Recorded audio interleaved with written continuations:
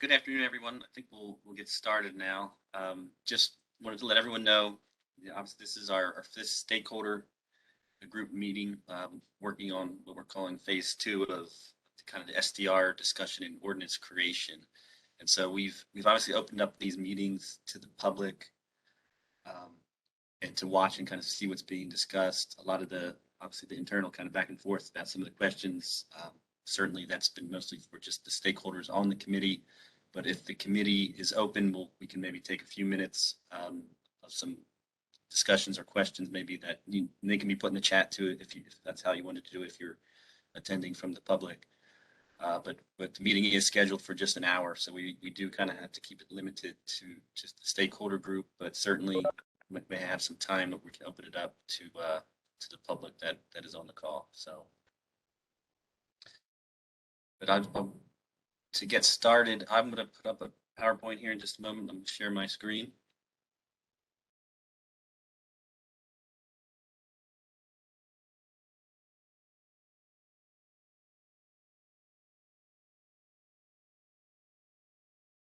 So hopefully everyone can see that. On the staff side, I'll be presenting today. Eric Wilhite, our consultant that's on the project, will be presenting, along with Andrea Gardner, who's on the call. We do have several other staff members if questions come up from our finance and code enforcement group, our development services, so they'll be able to assist if there's some questions that do come up from some other areas. Scroll down. We did send out an agenda, so these are the topics we wanted to cover today.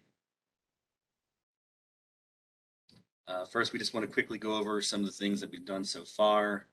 Eric's going to go over some of the best practices. A few cities we've already talked about, but hit those with some additional ones that he's looked at. We're going to look at some of the responses we received from the group, along with some of the kind of a summary of some of the comments we've received so far from the public.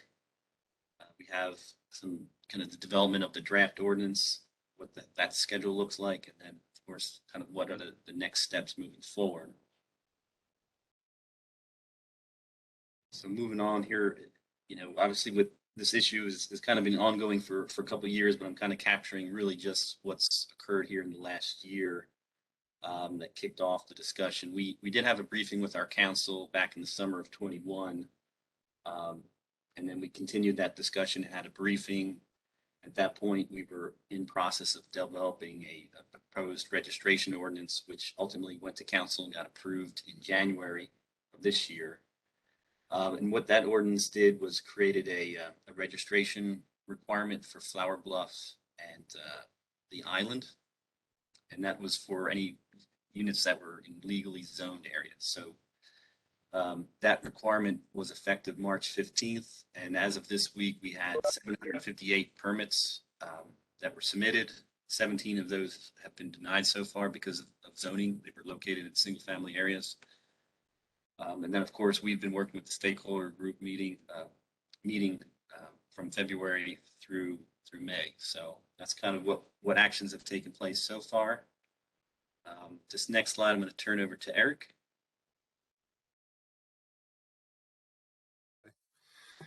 Good afternoon, folks. Thanks for joining us again. Those on the stakeholder committee, we've kind of talked about this before, but we want to bring it up one more time that as part of our evaluation and going through the process with y'all, it's always good to look around not only the state of Texas, but we looked around the United States as a whole on other communities that have already implemented short-term rental ordinances in one capacity or another. On the screen right now are, some of the significant ones that we have around here. Another one that's not actually shown that we're going to talk about just a little bit, as well as College Station, that I became familiar with based on some folks in my office having used one there recently. As you'll see, they can kind of deviate significantly on the different aspects of them, but what we found in looking at the best practices or what most folks have adopted in their communities is a type system, to where there's either type 1 or type 2. Some even have type 3 based on different conditions and areas that they're permitted in, to what capacity they could be permitted in. So As you can see on here, the matrix, we have Arlington, Waco, and San Antonio. And those are, we try to look at some that have similar characteristics of what Corpus Christi would be looking at as far as tourism, business use, those types of things. There are some communities like Fredericksburg in Texas that really focused much more on just tourism, and they didn't really break it down a whole lot more. They made it more wide open, I guess you could say, on where they could go, and because each community is a little bit different and has different areas, different zoning types, different types of residents. We're focusing, of course, on those within the residential zoning districts. So you can kind of like look at that chart. So we'll discuss a little bit more the framework of the ordinances we have it at this point based on our discussions with y'all, and then looking at these different types of things that we refer to as best practices, which is really saying what other communities have been successful in implementing.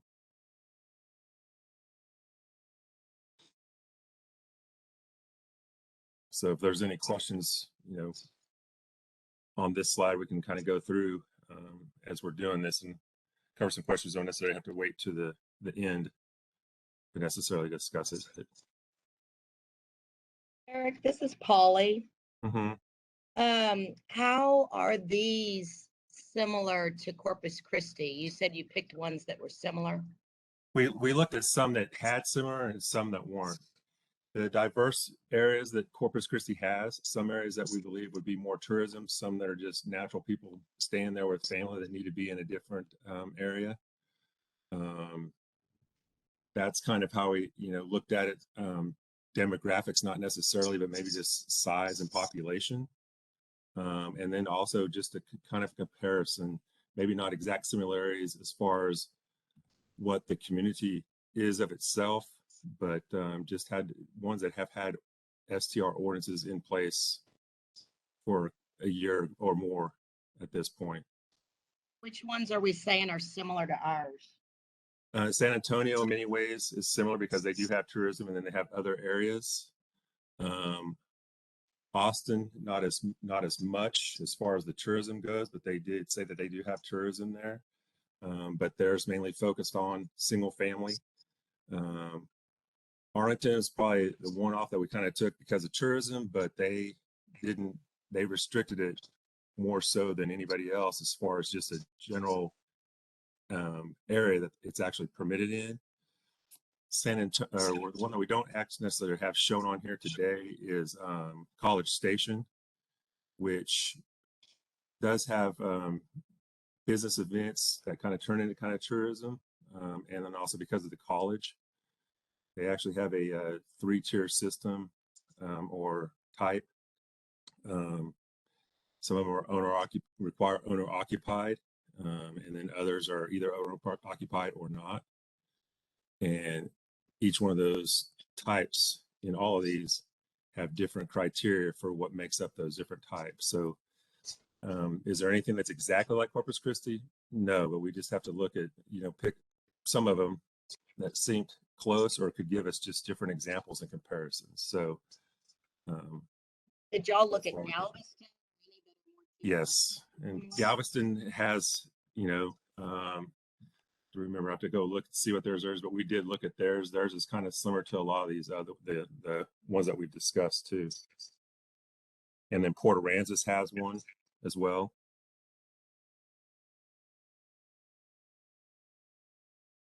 Can you share this chart with the group in an email? Or has it been shared and I just missed it? I don't think it has been yet, but this whole PowerPoint can be sent to y'all, yes. Okay, that'd be great. Thank you. Okay. Yeah, we post everything on the project website. So after the meeting's over, we put pretty much the meeting notes and whatever was discussed at the particular meeting, we post that on that project website. Send everyone the link to it again. And as if you've mentioned those, if there's one that you want us to take a look at or that you think's different or something, you can always, as we've gone on the process, always add it to us or let us know, and we can compare it to all the other ones. it's not really like a benchmark necessarily, but it's like best practices, see what everyone else who's already done these ordinances, what theirs look like, to kind of see if what we've discussed and kind of the direction that the ordinance is going at this point, if it's, completely different and might have issues if it's not as consistent as maybe others that people would be more used to. Hey, Eric, I sort of would take a broader view, which is, look, there's 4 cities listed here. There's a 5th we've talked about, College Station. There's maybe a 6th we've talked about, Galveston. But if one were to look at the top, pick a number, 50 cities in Texas, given that we've talked about 6 or 7, does that mean the rest largely don't have ordinances in place? There are some Texas municipalities that don't have ordinances in place yet, or whether they're going to or not, for whatever reason, they don't have any yet. We didn't look at 50 necessarily, but there are some municipalities of different sizes that they mention it, but they don't necessarily regulate it in any real fashion. So, I mean, if one were looking at a list of sort of comparables, I'd sort of want the list of, reasonably sized cities that don't have regulation as well. Okay. Thank you. Eric, this is Marvin Jones. Did you look at South Padre Island? No, I actually didn't look at South Padre Island. That might be a little more relatable to North Padre Island here, the Corpus area.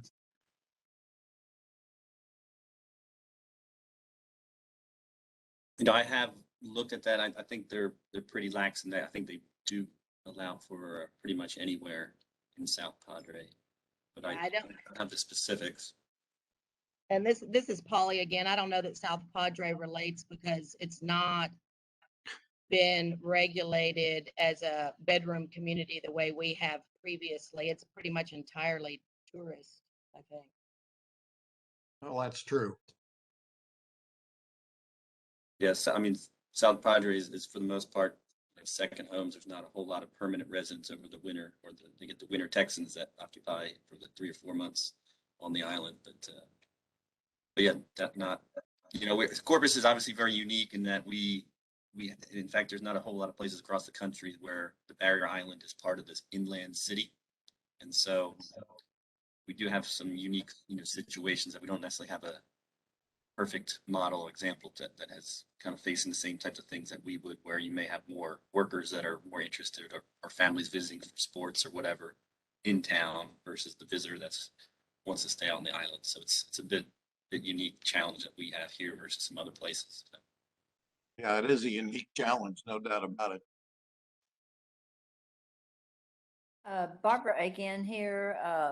One thing that I think is really unique is, as far as I know, the short-term rentals on the canals, and that is a whole different animal than a short-term rental, I think, in a different location, just because of the acoustics, the closeness of the activities.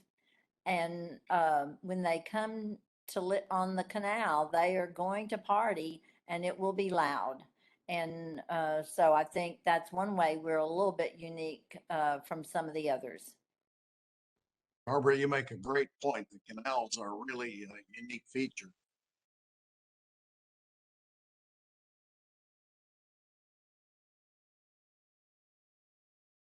Okay, if there's any more questions, I'll move on to just sharing some of the results, some of the feedback we had. I have more of a general question, and that is, has there been a final determination as to whether HOAs have the authority or don't have the authority to regulate vacation rentals?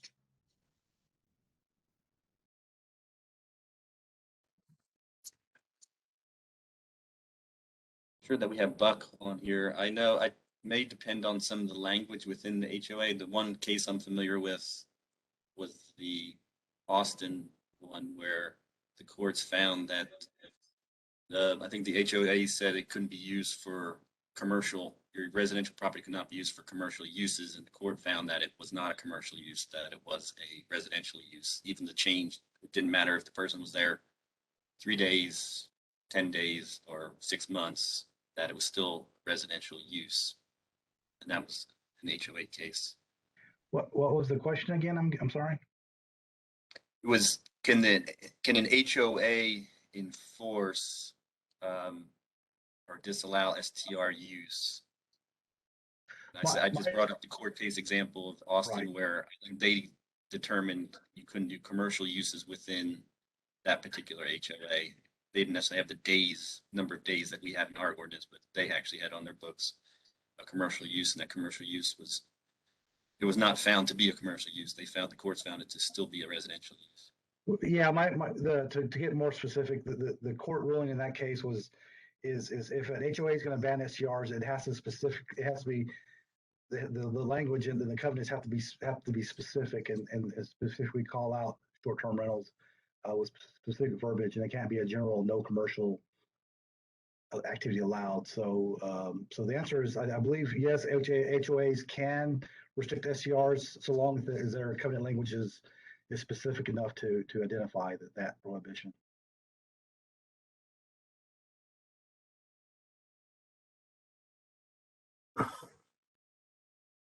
All right. Just going quickly through some of the results, and absolutely, if there's any more feedback, obviously you can email us anytime. But we kind of put a deadline to the group to try to get this so we could kind of package everything for a meeting. But certainly, if you have any more feedback on any of these questions that we go through, certainly send those in to us, and we'll obviously capture them. But this was some of the questions we sent out to the group just to get some feedback on the different topics that we've discussed so far. And the first one was really just a question about, how to classify short-term rentals. Eric has already talked about the different types. And it seems that is pretty much across the board that most cities are doing that have an ordinance in place, that they're describing a type 1, which is an owner-occupied scenario, versus a type 2 where the owner is not on the premise. And so I think cities, a lot that we've seen, are doing this just because they set up a set of rules that would be in line with the type 1. Obviously, they're a little bit more lenient on where and when you can do them. And then the type 2, they typically have set up a different set of rules for the type 2, and are typically a little bit more restrictive of when and where you can do that. So, of course, you can kind of see we've got answers that, the majority of the answers are supportive of the type 1 and type 2 that we've talked about. But again, we're going to share all this with everybody, so certainly you'll have an opportunity to kind of see everyone's feedback. But I just wanted to quickly go over this, and then I'll just mention that the group can certainly send any more feedback they have to us. We'll monitor all that, capture that, and document at the end. The second question was about the type 1. And so assuming we did create a type 1, should we have any kind of limitation on it? Should you basically be allowed to do the type 1 where you're renting out a room, garage apartment, accessory dwelling unit in the backyard? Should there be any kind of limitation on that? So obviously the first response we had there for A was no limitation. Pretty much you can do that in any single family area. The next one was a limit to that 15%. We've kind of talked about the block face. So that was an option we put there. And then of course we had other, where someone could kind of present another option or another way to look at that. So again, we kind of have some responses all over, with maybe looking at a lower percent.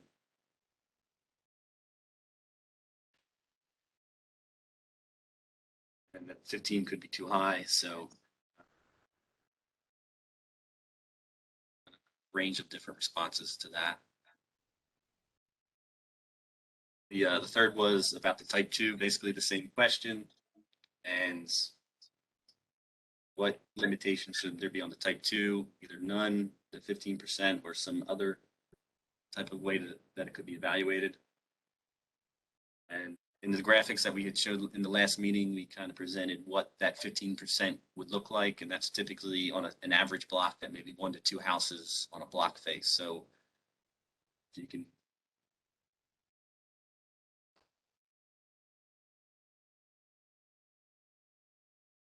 And then this last one, what's not the last one, I'm sorry, the locations, was there any areas where we should exclude the units? So we've obviously heard a lot of back from the group and some of the public comments that we've had about the island. And then we did have a response here related to Flower Bluff. Not this one was for the type 1, but for more specifically on the type 2, I know comment was more specific to a particular subdivision. That one is a canal subdivision there in the southeast area of Flower Bluff. So that was more specific, not just Flower Bluff, but a certain particular neighborhood within Flower Bluff. And of course, the island is mentioned. And then just to give you an idea, we have received quite a bit of public comments. We have an email address that we've created to receive feedback from the community. So that's on the project website. Over here to the right, just kind of the image of what the website looks like. It's the cctexas.com/STR. And we do post a document on there. So every week we'll update that with all the feedback we get to that email address. And so you, the group, can please take a look. You can see what the community is telling us about STRs. And so that document is there. And this is just a bit of a summary of what we have so far. Got 29 comments, 11 in support, and we have 18 that are against. But within those 18, I could identify certainly 12 that were island specific, but within that 6 that I couldn't, it was really hard to tell if it was coming from the island. It was more of a 1 or 2, it was a 1 sentence, not a whole lot of detail. They were just opposed to short-term rental. So it's not sure if it was coming from specifically for the island or not, but that you can see obviously of those against, it's a majority from Padre Island.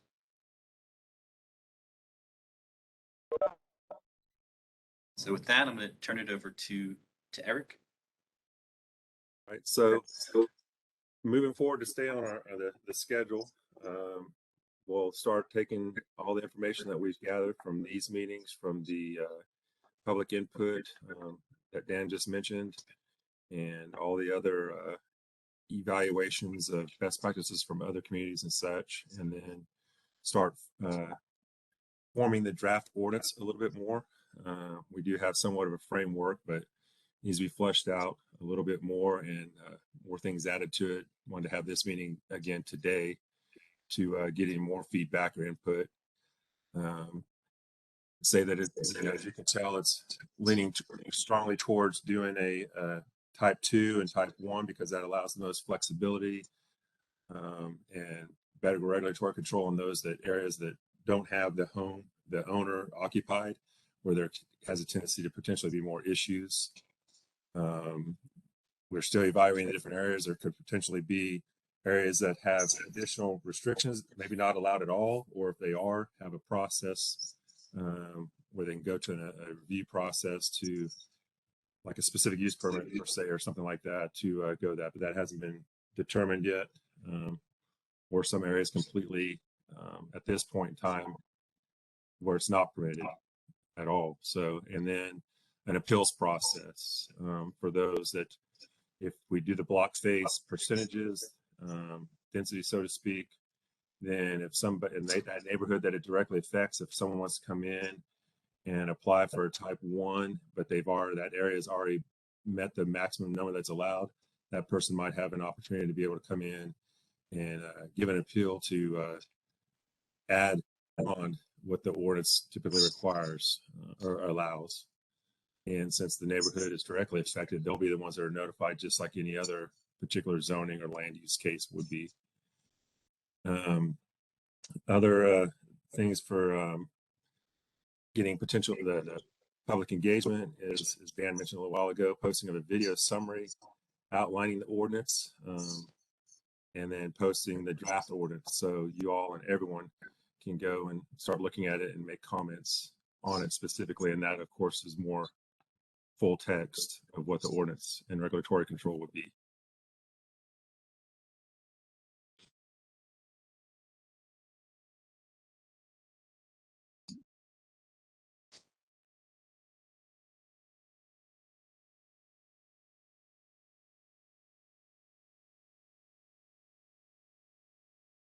Okay, and then these are actually, Andre, did you want to go through this one?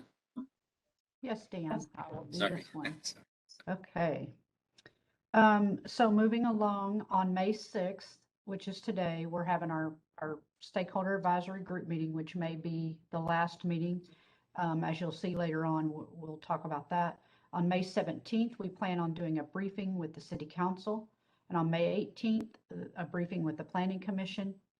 On June the 6th, that will be the deadline that both the public and the stakeholder individuals serving on the stakeholder group will need to submit their comments regarding the draft ordinance.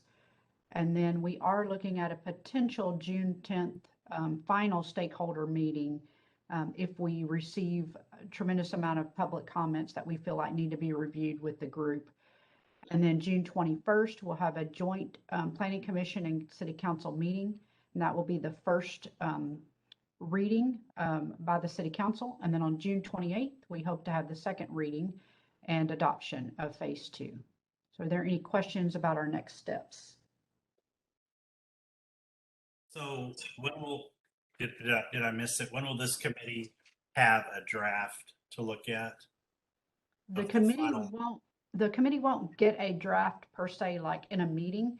We're going to post it on our webpage. That's our plan, is to post it, and we'll notify you that it's posted, but you'll go out on the webpage and review it. We're also thinking about doing a couple of other things in terms of public engagement to ensure that we provide opportunity for people to submit their comments regarding the draft ordinance.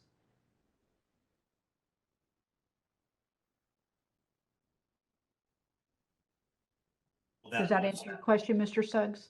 Will that posting, public posting, that'll be prior to the June 10th stakeholder meeting?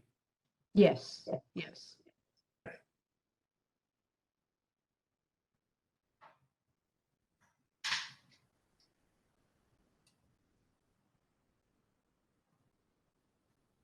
Any other questions? Andrea, Yes. at our last meeting, you mentioned that you'd raised the issue of being able to take non-resident occupants and take them out of a situation where there's disruption, whether that be noise or otherwise, that you'd raised that with Chief Markle. Yes, sir. I'm familiar with what you're referencing. Yes, and my understanding is that there's an email that's been circulated back and forth with regard to that. I can tell you that it doesn't capture every conversation that was had about that. If that's Okay. what you're, Well, if that's what you're after. I think that concept is absolutely critically important for the success of short-term vacation rentals. There is no other mechanism that an owner or a neighbor can address bad behavior without some sort of official pronouncement on that. I don't know if you're aware, but Port Aransas is adopting that sort of as their standard. I'd spoken with Dan, and he said that you all were unwilling to put a policy in writing with respect to that. Yeah, so the chief's the chief's stance on it, and I understand where he's coming from, is, as you know, officers have discretion. So his response to me, sir, whenever I followed back up with him after the last meeting, was that if the police department receives a request for service by the responding officer, they're going to respond to the call. And due to officer discretion when they're at the call as to what may or may not happen on scene and the circumstances that are presented. So in order for him to give you a response, he would have to then try to put in writing every possible scenario that could occur. That's not true. That's not the way hotels operate. Can't we just operate the same way hotels do? Okay. And Port Aransas has put it in writing. All right. Well, if you want to get a copy of whatever Port A does and send to me, I'm happy to review that with the chief. But I really don't want to get into police response, because they do have a tremendous amount of discretion as an officer when they arrive on scene. And that's really not my lane to travel in. So I don't want to. Certainly they have a lot of discretion, but you know, the way it stands now is, let's say it's a resident who's being noisy, they can't kick them out of the house. So there's certainly zero chance that an officer on the beat would have an understanding that there's a difference between a resident who they can't kick out and a non-resident occupant who they can kick out. So frankly, this discretion argument is a red herring, because unless there's the proper authority from on high as to how the situation will be handled, that's also supported by training for the field officers, then there's no way that this can occur.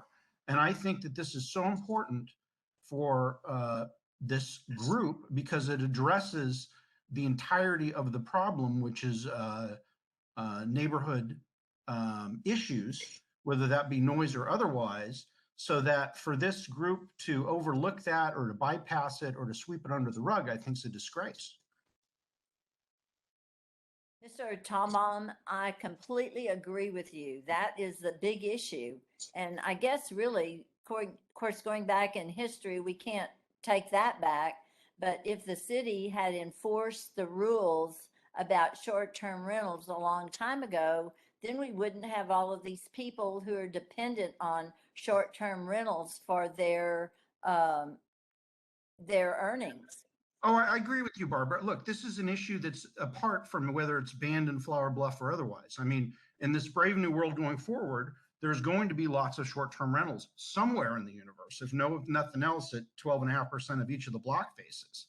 So this proposal that I've got on the table addresses that future, irrespective of what's decided in Flower Bluff or otherwise. That's why I think this is probably the one issue that shouldn't be controversial, whether you are for or against vacation rentals, assuming that there will be vacation rentals somewhere in the universe in the future. That's why I just find this so mystifying. I totally agree with that. And if the police are not going to enforce it, then who will? I mean, will there be code enforcement people 24/7 so we can call them if there's a bad actor in the neighborhood? I mean, that's really something that needs to be decided almost up front. Code enforcement won't do that 7/24. Yeah, I think there's a little bit of confusion regarding a police response and a code enforcement response. And I also think there's some confusion regarding enforcement period and prosecution. And these are discussions that have been had, at least since I've been here, I've heard multiple times.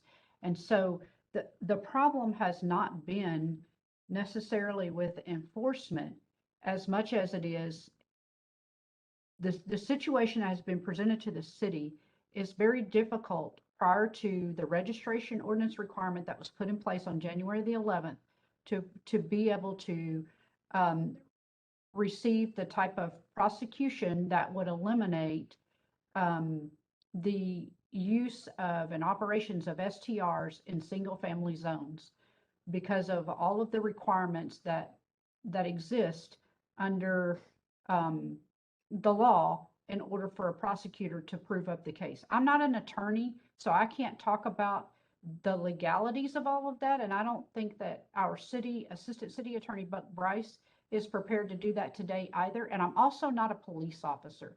So I'm sorry, Mr. Todman and Ms. Agan, if I'm not giving you the answers that you're looking for. This is the forum for vacation rental things. And we've been at this now for a couple months. I think it's incumbent upon the will of the group, if so be it, that this is something that should be considered, that this be figured out.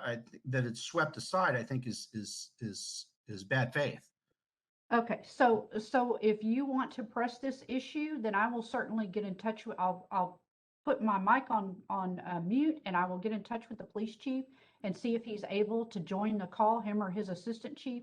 But I'm not about to try to engage in discussion and or debate with you regarding this particular topic, because I am not a law enforcement officer. I'm not asking you to. I'm asking for this to be an official group that is addressing a particular issue, and for whatever resources be brought into the discussion so that we get it done.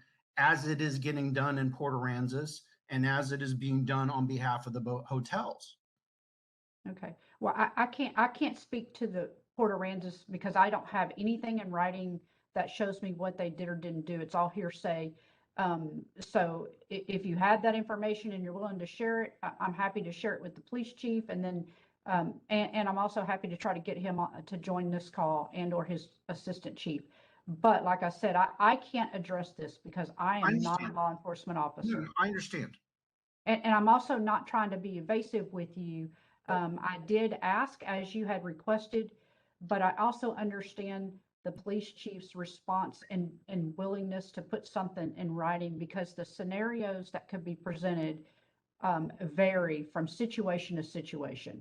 So, but I'm happy to try to contact him and see if he'll be willing to join the call. Those scenarios have already been worked through because whatever exists in the rights of a hotelier exists in the rights of a short-term vacation rental operator. So there's no need to reinvent the wheel. It's merely a matter of classification and education of the beat cop. Anyway, I appreciate it. Yeah, I think I've been heard, so that's good enough. Thank you. All right. Mhm. Andrea, this is Polly, and Yes. I hate to disagree with Barbara, but I have to say this is one of the reasons it's not appropriate in single family residential neighborhoods. But in addition, I have to say it is different than a hotel because a lot of short-term rentals do not have an owner on the property. A hotel is going to have a manager or somebody that's inviting the police onto the property, whereas a short-term rental is most often not going to have an owner on the property, and the police are not going to be able to go into the home and remove people like a hotel can do. Well, I'll forward what's going on in Port Aransas. And as part of the registration and operation of short-term vacation rentals, I know what's being contemplated is the ability to have some sort of a manager response to a short-term vacation rental in relatively short notice. So this is part of the future one way or another. Okay, if you send that to me, sir, I will be more than happy to share that with the police department and attempt to get a response for you.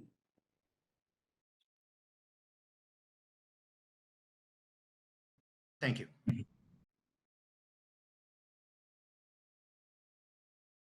And thank you, Polly, for your comments. I appreciate it.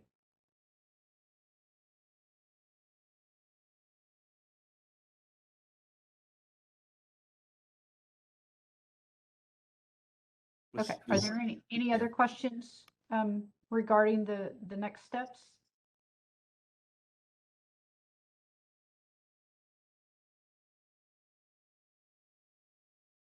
Okay, Dan, I'll turn it back over to you, sir. Thank you. All right. Yeah, should we take a quick look through the chat and just make sure we've answered all those questions? I think one in there was, why are there 8 responses when there are 17 stakeholders? I guess we'd have to ask the stakeholders that didn't respond to that question. Eric, I did not get a confirmation that y'all got mine. Do you know if y'all got my response? Yes. With your name on it. Yeah, we did receive it, and like I said, if we were trying to package something for a particular meeting, but certainly we can take any feedback. If you'd like to provide it on those questions, please send it. Yeah, it's definitely not closed. I mean, you can, if you just didn't do it and want to still do it, please send it to us. I think that's any questions I see in there. Did you say?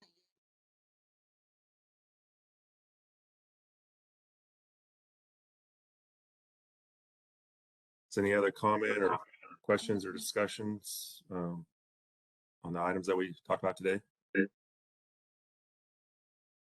Dan, did you say y'all did get mine? Yes, Okay. Hi, this is Moni. Are the stakeholders not required to respond? Is it optional for them?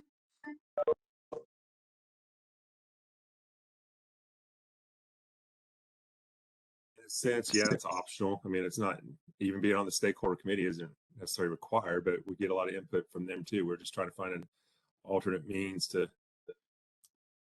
get some more responses and more information.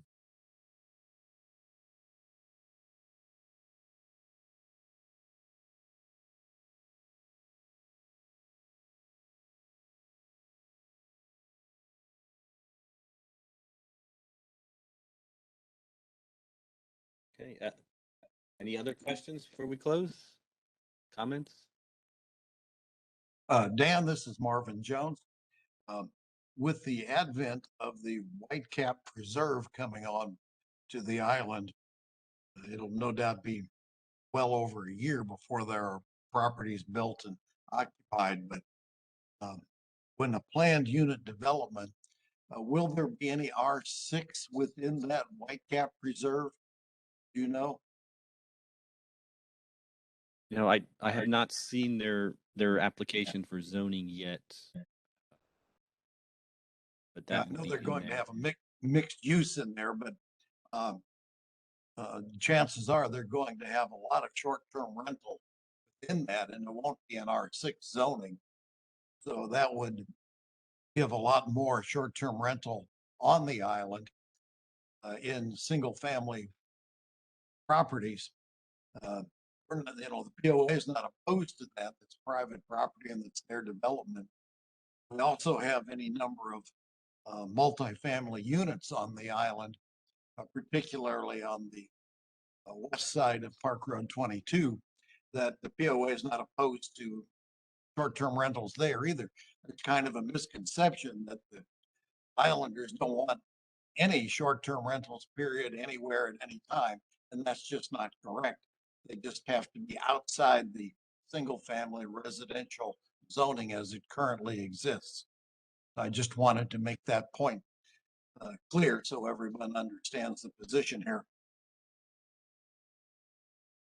Sure. No, thank you. I think in talking with you and Polly over the last year, I think that was the understanding of staff, that it was certainly just the existing where you had the built houses and not necessarily any new vacant land that would be developed. So, but thank you.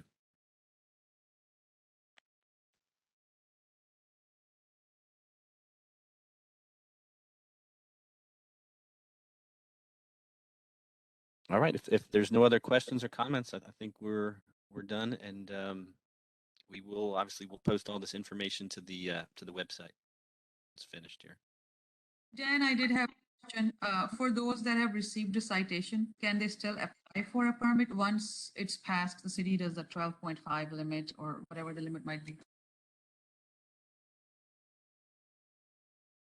Well, we still have to kind of work through that, what the ordinance exactly will say and include. But yeah, I think once the ordinance would be in place, we do have a July 11th where we would be, that's a target date that was posted in that original ordinance, where July 11th, all other STRs across the city then would be required to register.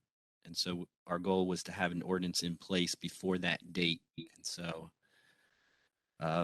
but of course, yeah, whatever is passed, I would certainly be looking and watching, following along and kind of determining when the ordinance is passed and looking for effective days, and then certainly be ready to apply for whatever property you may have, if in fact, the council is receptive to allowing short-term rentals in single-family areas.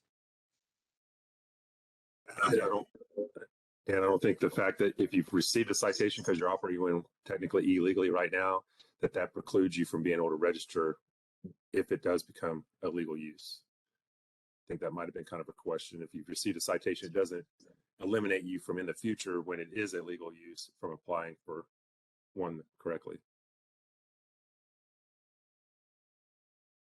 Dan, is there any sort of plan to deal with the short-term rentals within the R6s that are not registered, and they go and rent them through their own means rather than one of the short-term rental booking sites. We have a couple of cases of that right now. Even though they are supposed to have a registration, they don't have one, and they're not accepting bookings through the major sites. Therefore, the city is unable to monitor them. Any plans on how to deal with those folks? That, I don't know if we have code enforcement still on, but I mean, our software does, I know, capture and kind of vet multiple websites, not just the 2 or 3 main ones. So Tracy, are you still on here, or Bobby?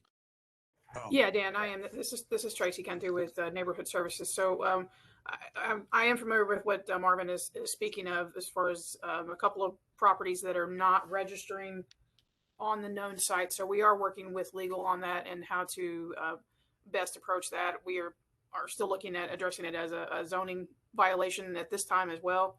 But again, we're looking at it, Marvin, and so we're working through how we can prove up the case against those properties. And again, we have legal assistance in trying to formulate the best approach on that.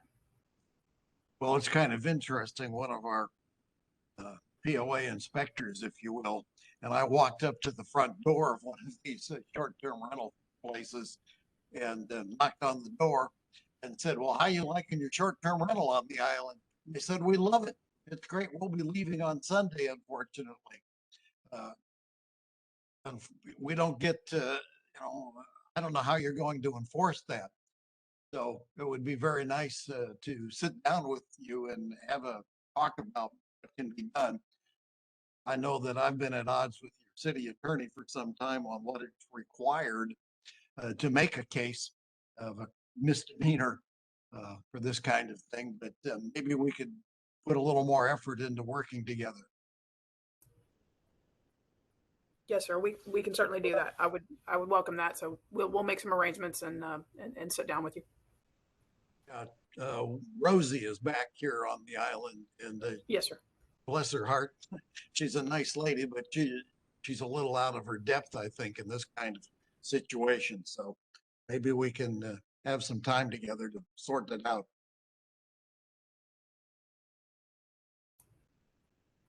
Yes, sir. I'll get with you offline and we can set up some time. Thank you.